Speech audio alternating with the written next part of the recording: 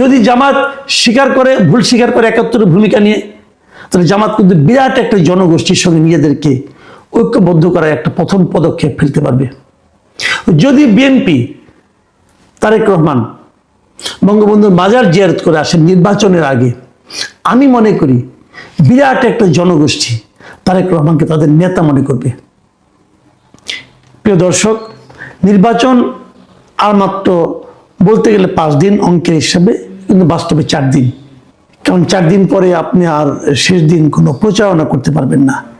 সেই হিসেবে আমি 4 দিনই ধরছি। কি হতে যাচ্ছে নির্বাচনে, কারা দায়িত্ব পাবে?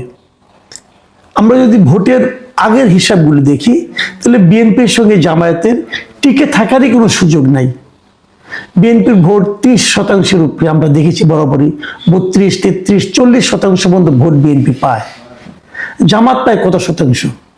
জামাতের ভোট কখনো 10%-এর বেশি হয়েছে এমনটি দেখা যায়নি। তাহলে সেই 10% এবং 40%-এর ডিফারেন্স জামাত কিভাবে কভার করবে? আওয়ামী ভোট জামাত যেমন পাবে, বিএনপিও তেমনি পাবে। তাহলে কেন এই প্রতিদ্বন্দ্বিতার কথা বলা হচ্ছে? বলা হচ্ছে এই কারণে যে এই সময়ে বিশেষ করে যখন ভোটের আলোচনা হচ্ছে, তখন দেখা যাচ্ছে জামাত তাদের অবস্থানকে আগের চেয়ে অনেক ভালো করে ফেলেছে। বিশেষ করে এই 2024-এর 5ই আগস্টের পর থেকে সাধারণ মানুষের সঙ্গে জামাতের যে ভূমিকা, জামাতের যে আচরণ, তার বিপরীতে বিএনপির স্থানীয় পর্যায়ের নেতাকর্মীদের যে আচরণ, এই দুটোর কম্পেয়ার করে সাধারণ মানুষ জামাতের দিকে ঝুঁকবে এমনটা অনেকেই মনে করছেন। এবং এটা একদম অস্বাভাবিক কিছু নয়। বিশেষ করে যারা তরুণ ভোটাররা কিন্তু ঐতিহ্যের কথা ভাবে না। যেমন বয়স্ক যারা আছেন, তারা আগে বিএনপি করেছেন অথবা অন্য একটা দল করেছেন, সেখান থেকে তারা সরতে চান না। কিন্তু যারা তরুণ ভোটার, তারা কিন্তু আজকের চিন্তা করেন, মানে আজকে কোন দল কি আচরণ করছে তার উপর নির্ভর করে তারা কিন্তু ভোট দেন। এবং এই সময়ে গত 1.5 বছরে জামাত অনেকটা অগ্রসর হয়েছে। বিএনপির চেষ্টা করেনি আমি তা বলবো না, বিএনপির সেন্ট্রাল কমিটি তেমন কি করেছে জানি না, কিন্তু বিএনপির যে শীর্ষ নেতা তারেক রহমান, উনি প্রচন্ড চেষ্টা করেছেন। উনি নিজে উদ্যোগ নিয়ে অনেককে বহিষ্কার করেছেন, বহিষ্কারের সংখ্যা কয়েক হাজার পর্যন্ত পৌঁছেছে। কিন্তু তাতে পরিস্থিতি খুব একটা পাল্টায়নি, চাঁদাবাজি বন্ধ হয়নি। দেশে এই মুহূর্তে যত চাঁদাবাজি হচ্ছে, তার 80% চাঁদাবাজি করছে বিএনপি অথবা বিএনপি নামধারী লোকজন, আর 15% চাঁদাবাজি করছে এই ছাত্ররা, মানে ছাত্র নামধারী সমন্বয়ক, অমুক তমুক, হাবিজাবি, এনসিপি এরা। আর সামান্য ছিটে ফোটা চাঁদাবাজি হয়তো এই সমস্ত ক্ষেত্রে আপনি শিবির অথবা জামায়াতের নাম বলতে পারবেন। তো এইটা কিন্তু ইয়াংদের মধ্যে দারুণ প্রভাব ফেলেছে। আগামী নির্বাচনে এক হিসাবে দেখা গেছে প্রায় 4.5 কোটি হলো নতুন ভোটার। এই ভোটাররা কিন্তু অনেক কিছু করবে। এই ভোটাররা কিন্তু ডিসাইডিং ফ্যাক্টর হতে পারতো, এখনো সম্পূর্ণ হয়েছে কিনা আমি বলতে পারবো না, হয়ে যেত যদি পুরনো ভোটারদের মাঝখান থেকে ভোট প্রাপ্তির সংখ্যাটা সমান সমান হতো, কিন্তু তা হয়নি। জামাতের জায়গায় যদি আওয়ামী লীগ থাকতো, তাহলে কিন্তু ভোট প্রাপ্তির দিক দিয়ে বিএনপি এবং আওয়ামী লীগ প্রায় সমান সমান হতো, তখন ওই ইয়াং ভোটাররাই ডিসাইডিং ফ্যাক্টর হতো। কিন্তু এক্ষেত্রে তা নয়, জামাতের ভোট বিএনপির তুলনায় অনেক পিছিয়ে, যে কারণে এই ইয়াং ভোটাররা যদি বেশি বেশি করে জামাতকেও ভোট দেয়, তাও দুটো সমান সমান আসবে কিনা এর নিয়ে একটা সন্দেহ আছে। কিছু নীরব ভোট আছে, এই নীরব ভোটগুলি কোন দিকে যাবে? নীরব ভোটার যারা কথা বলে না, যারা খুব একটা আওয়াজ দেয় না, যারা বিপ্লবে বিদ্রোহে সবার সামনে চলে আসে না, যারা পেছনে থাকে, ঘর সংসার করে, কেবল যে ভোটটা দিয়ে আসে, এই নীরব ভোট কিন্তু যেটা নাকি আগে আওয়ামী লীগের এগেনস্টে সবসময় এই নীরব ভোটগুলি বিএনপির সঙ্গে থাকতো, কিন্তু এবার আমার কেন যেন মনে হয় নীরব ভোট বিএনপির সঙ্গে নেই। নীরব ভোটগুলো আমি দেখেছি সবসময় ক্ষমতাধর যারা থাকে তাদের বিপরীতে থাকে, এটা আমার অবজারভেশন। আমি আগেও বলেছি বাংলাদেশে একসময় রাজনীতি হতে ভাবে যে রাজনীতিতে দুটো পক্ষ থাকতো, একটা পক্ষ হলো আওয়ামী লীগ আর একটা হতো এন্টি আওয়ামী লীগ। এবার আমি দেখতে পাচ্ছি যেহেতু আওয়ামী লীগ নেই, অতএব একটা হলো বিএনপি আর একটা হলো এন্টি বিএনপি। এই এন্টি বিএনপি যে শক্তিটা, সেটা যেন জামাতকে অনুসরণ করছে।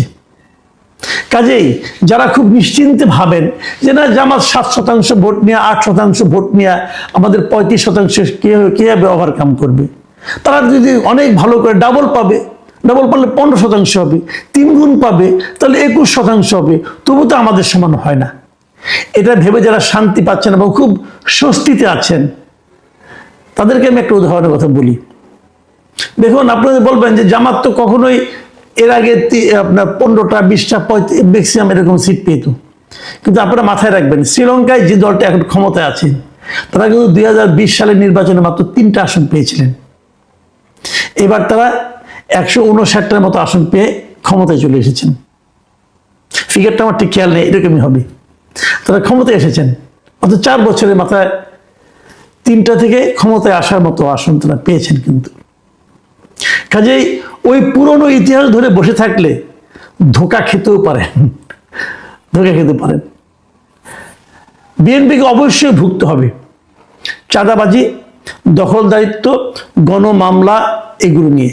দেখুন, আমি একটা ঘটনা বলি তাহলে বুঝবেন। শুক্রবার দিন মানে গতকালকে চট্টগ্রাম 13 যে কর্ণফুলী এবং আনোয়ারা আসন যেটা আছে, সে আসনের বিএনপি মনোনীত প্রার্থী সরওয়ার জামাল নিজাম উনি একটা কর্মীদের সভায় বক্তৃতা করছিলেন। সেখানে তিনি বলেছিলেন যে দয়া করে 12 তারিখ পর্যন্ত চাঁদাবাজি করবেন না। মানে উনি চাঁদাবাজি থামাতে পারেননি, চাঁদাবাজদেরকে কাছে মিনতি করেছেন যে আপনারা আর চাঁদাবাজিটা করবেন না এই 12 তারিখ পর্যন্ত, কারণ এই চাঁদাবাজির কারণে তার ভোট কমে যাচ্ছে। কত অসহায় হলে পরে বলতে হয়, কারণ এই চাঁদাবাজরা কারো কথা শুনছে না। এদেরকে বিএনপি কিন্তু থামাতে পারেনি। কেন থামাতে পারেনি? তারেক রহমান নিজে বলেছেন যিনি ক্ষমতায় গেলে চাঁদাবাজদের গলা চিপে ধরবেন। তারপরে চাঁদাবাজরা কেন থামছে না? তারা কেন মনে করছে না যে তারা অবাধে মানে এটাকে থামাতে হবে, না থামালে দল তাদের প্রতি অ্যাকশন দেবে? মনে করছে না। এ কারণে যে বিএনপির মধ্যে একটা বড় গ্রুপ আছে, খুব পাওয়ারফুল গ্রুপ আছে, যা নাকি চাঁদাবাজিকে আশকারা দিচ্ছে। তারা তারেক রহমানকেও উপেক্ষা করছে। দলের মধ্যে সেই নিয়ন্ত্রণটা না আনতে পারলে কিন্তু বিএনপি এটা বড় ভোগাবে। জামাতের ব্যাপারটা বলি আবার। জামাতের মিটিংগুলিতে অনেক লোক হচ্ছে, কিন্তু একটা কথা মাথায় রাখতে হবে, এরা কিন্তু স্বতঃস্ফূর্ত উপস্থিতি নয়, মানে স্বতঃস্ফূর্ত সাধারণ জনতা নয়।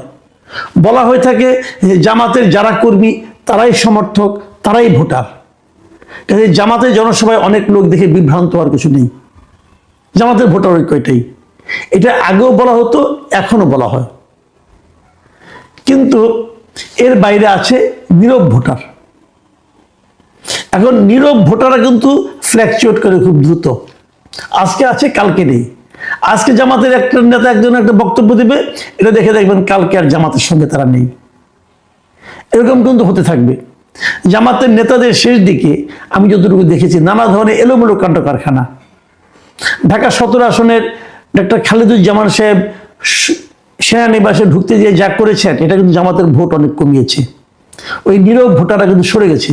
তারা ভেবেছে যে নির্বাচনে বিজয়ী হওয়ার আগেই যখন এই অবস্থা, জিতলেন না জানি তার দাপটে কেউ থাকতে পারবে না। তারপর দিনে আবার আরেকটা ভিডিও দেখলাম, কোন এক ব্যাংকের এক অনুষ্ঠানে যে সে একজনকে ঘুষি মানে নাক ফাটিয়ে দিয়েছে, এই খালেদুজ্জামান। তো এরকম উন্মত্ত লোক যদি জামাতের নেতা হয়, জামাতের এমপি প্রার্থী হয়, তাহলে কিন্তু জামাতের ভোট কমবে। এবং একটা ঘটনা কিন্তু অনেকগুলো। জামাতের জন্য আরেকটা বড় আঘাতে দেখা দিয়েছে হেফাজতে ইসলামের আমিরের সর্বশেষ বক্তব্য।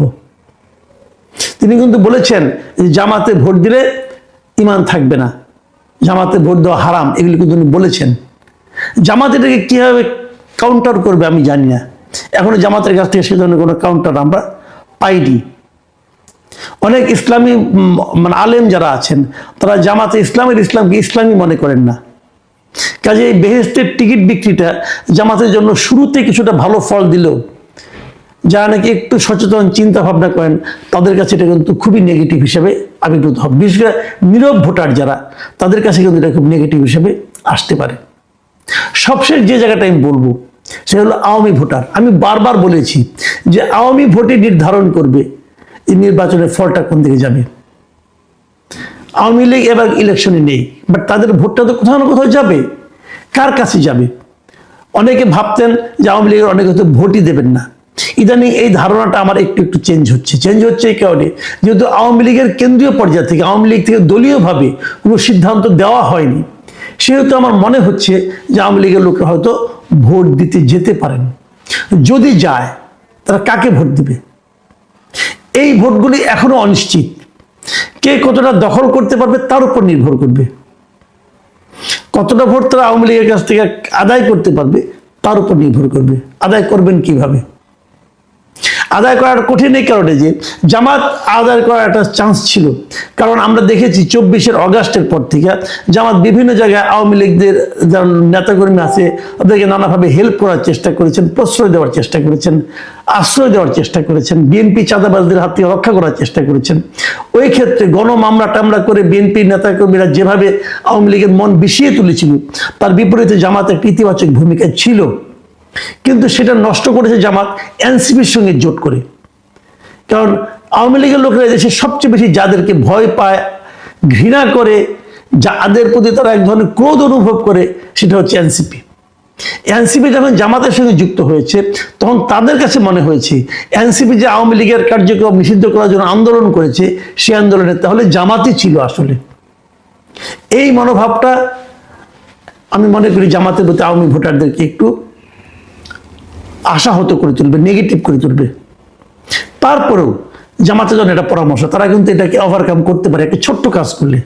সেই কাজটা হলো, তারা যদি নির্বাচনের আগেই ৭১-এর ভূমিকা নিয়ে একটা দলীয় একটা বিবৃতি দেয়, একজন ব্যক্তিরা পুরো দলকে রেজুলেশন করে বলতে হবে যে ৭১-এ আমাদের যারা দলের আগে যারা ছিলেন তারা যে কাজটা করেছেন সেই কাজটা তারা ভুল করেছেন এবং আমরা তার জন্য অনুতপ্ত এবং আমরা জাতির কাছে ক্ষমা চাই।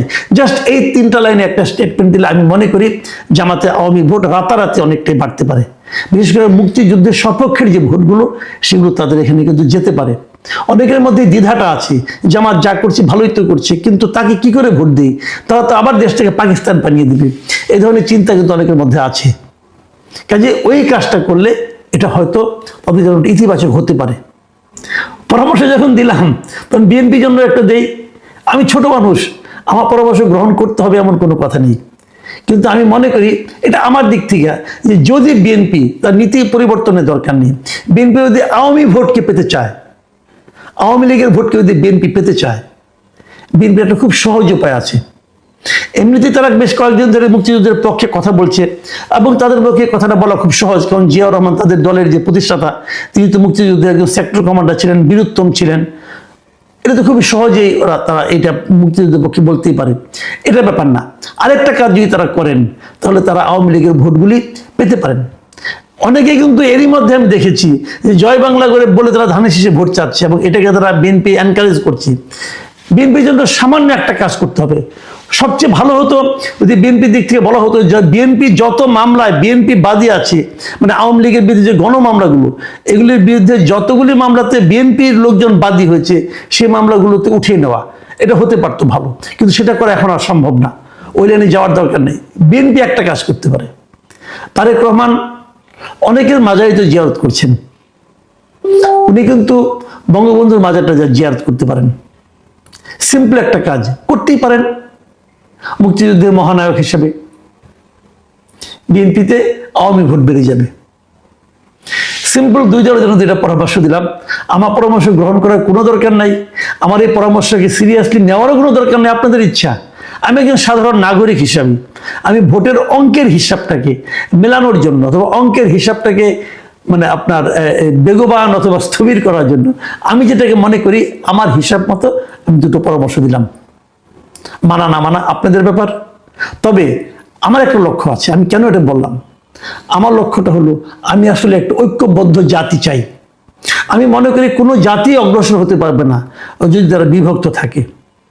যদি জামাত ভুল স্বীকার করে ৭১-এর ভূমিকা নিয়ে, তাহলে জামাত কিন্তু বিরাট একটা জনগোষ্ঠীর সঙ্গে নিজেদেরকে ঐক্যবদ্ধ করার একটা প্রথম পদক্ষেপ ফেলতে পারবে।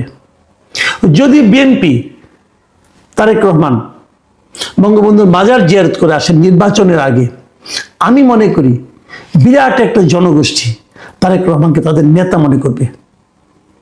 বাকি বিবেচনা আপনাদের।